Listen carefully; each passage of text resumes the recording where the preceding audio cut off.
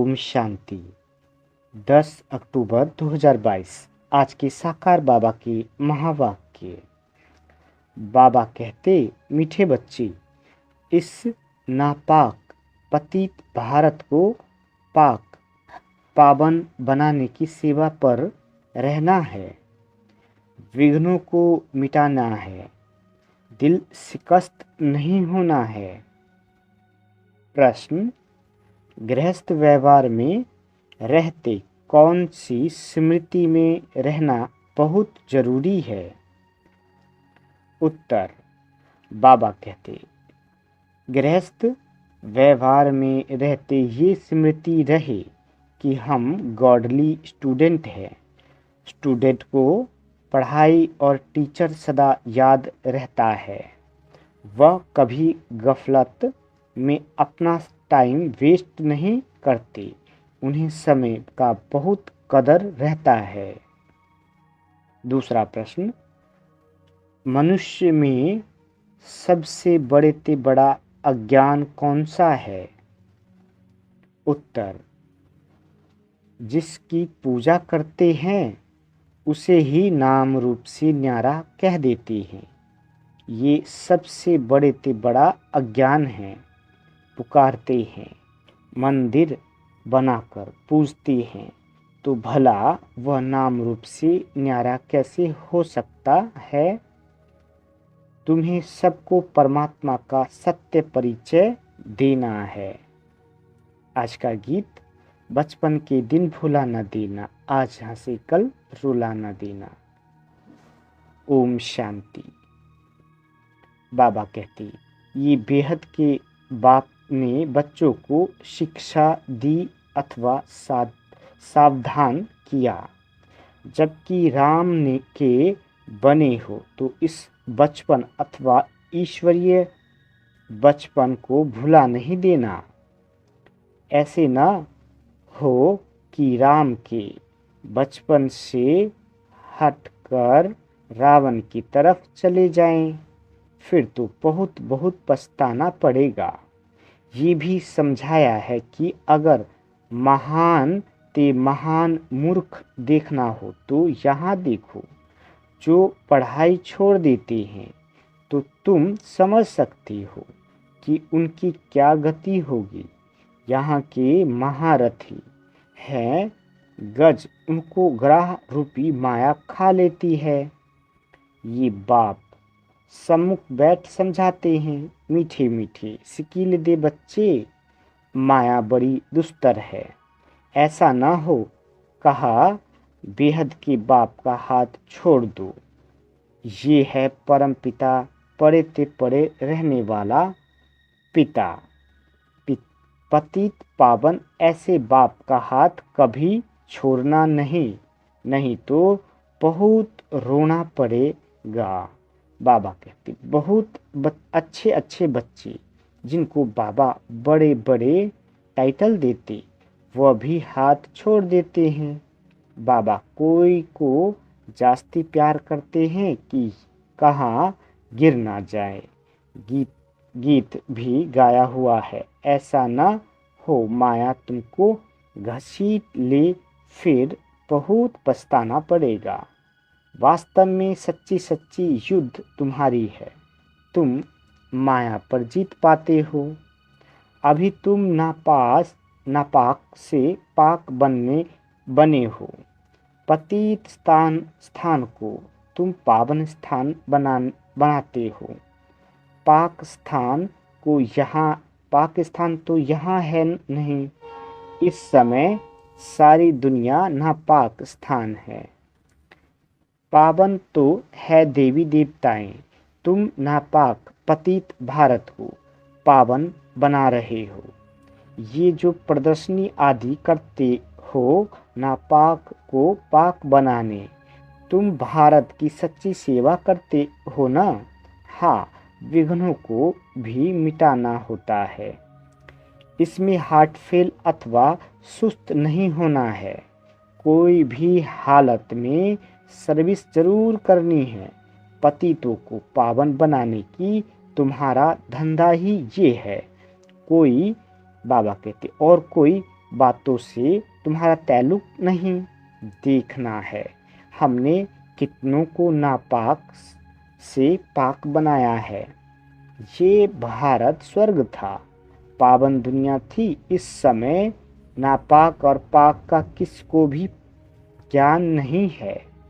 पाक स्थान है ही नई दुनिया, फिर पुरानी होने से नापाक पतित तमो प्रधान बन पड़ते हैं।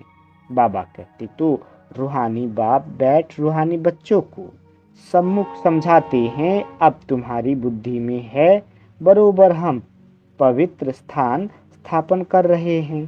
पवित्र स्थान भारत था, अब अपवित्र स्थान बना है। मकान नया है, फिर पुराना जरूर बनेगा। ये समझ नई दुनिया में नहीं रहती। अभी तुम बच्चों को समझ मिली है। भल लाखों वर्ष कहते हैं, आखिर पुराना तो होगा ना। पुराना नाम ही कलयुग का है। नव युग और पुराने युग को सिर्फ तुम जानते हो। अभी नव युग आ रहा है, हम फिर से ये नॉलेज बाप द्वारा ले रहे हैं, पवित्र बन स्वराज पाने के लिए। बाबा कहते स्टूडेंट कभी पढ़ाई और टीचर को भूल सकते हैं क्या? तुम भी स्टूडेंट हो, गृहस्थ व्यवहार में रहते ये याद रहे कि हम पढ़ रहे हैं। इस पढ़ाई में टाइम बहुत लगता है, बीच में कोई गिर पड़ता है, कोई हरा देता है। मुख से कहते मुख से कहते लिख भी देते हैं। शिव बाबा केयर ऑफ ब्रह्मा बाप को बड़े प्रेम से पत्र लिखते हैं। हम जीव की आत्मा परम पिता परमात्मा को पत्र लिखती है। वह पुकार रहे हैं, हे परमात्मा रक्षा करो, शांति दो। सिवाय बाप के कोई शांति दे ना सके।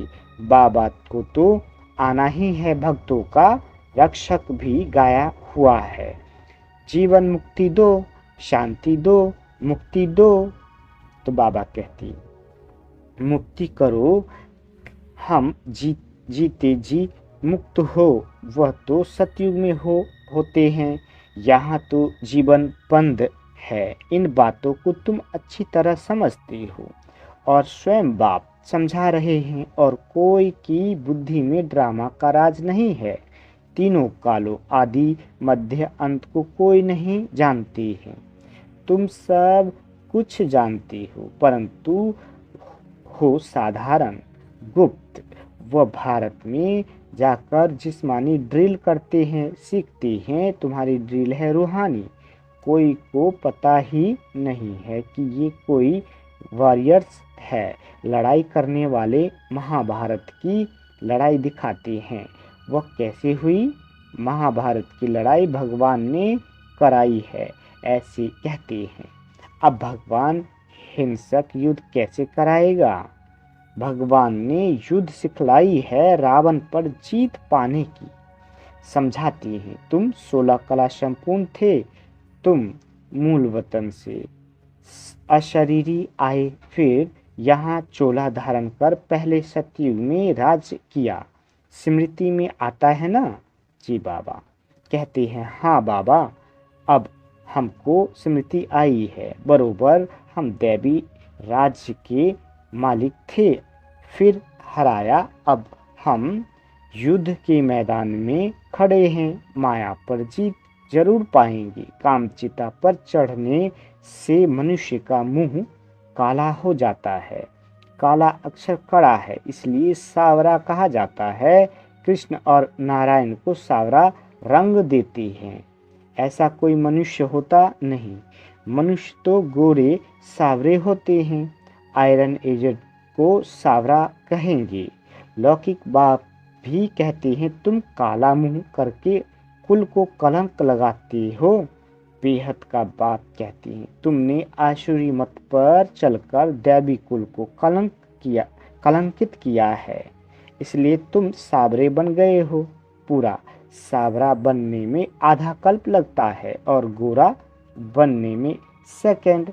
बच्चों को ड्रामा की आदि मध्य अंत की स्मृति आई है और धर्म वालों को स्मृति नहीं आ सकती, विस्मृत भी तुमको हुई, स्मृति भी तुमको आई। तुम दैवी राज्य स्थान, बाबा कहते तुम दैवी राज्य स्थान के मालिक थे। यहाँ राजाएं ढेर थे, इसलिए नाम रखा है राजस्थान। अभी ये पंचायती राज्य है। अभी तुम पुरुषार्थ कर रहे हो महारानी महाराजा बनने का। ड्रामा प्लान अनुसार ऐसे ही हुआ था। स्वर्ग, बाबा कहते स्वर्ग चक्र लगाए नरक बनता है। अब तुम नापाक से पाक स्थान में जाकर राज करने का पुरुषार्थ कर रहे हो। तुम्हारी पढ़ाई सिंपल है, अल्फबे को याद करना है। बाबा कहते हैं मामे कम याद करो तो तुम्हारे विक्रम विनाश होंगी, राजाई को याद करो तो राजाई मिलेगी। वह लोग कहते हैं कहो मैं भैंस हूँ, ये बात तो सत्य नहीं है। तुम आत्मा कहती हो हम विष्णु बनेंगे, कैसे बनेंगे? कहते हैं मुझे याद करो और विष्णु पूरी राजधानी को भी याद करो। प्रवृत्ति मार्ग होने कारण विष्णु का नाम लिया जाता है। वहाँ भी लक्ष्मी नारायण के तख्त पिछाड़ी विष्णु का चित्र निशानी रहती है। चित्रों में भी ऐसे ऐसे बनाते हैं। बाबा ने राज समझाया है, वहाँ की ऐसी रस्म रिवाज है। फिर वह लक्ष्मी नारायण चक्र लगाए ब्रह्मा सरस्वती व जगत पिता जगत अम्बा बनते हैं।